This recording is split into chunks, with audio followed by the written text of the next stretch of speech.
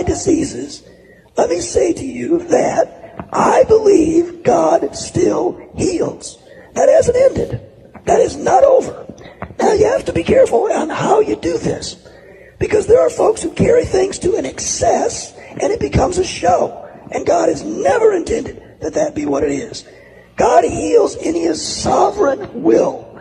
I don't know why God does things that He does, but I know that He does. And the only thing He requires of me is to allow Him to be God and me to be me, and let it be. To say that every single person will always be healed because Jesus died on the cross is a misinterpretation of Scripture. Not true. Won't work. Isaiah 53 doesn't talk about physical healing. I'm sorry. That's just not the context. And to impress that there causes a misinterpretation of Scripture. That's wrong.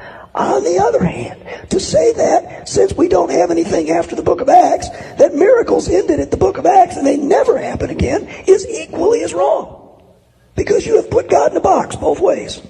And He doesn't want to be in the box. So, the psalmist says, I'm excited. Bless the Lord, O my soul. One of His benefits is He heals all of my diseases. And then in verse 4 he says, and He redeems my life from the pit. Now, I like that verse just a whole lot. I have had, and you have had in times past, pit experiences. We've all had times when our life seemed to be in a pit, in a grave.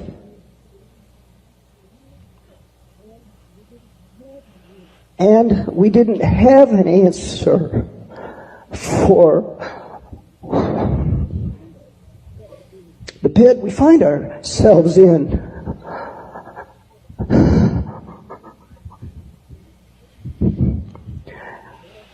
And I don't understand this right now. I'm a bit overwhelmed at the moment.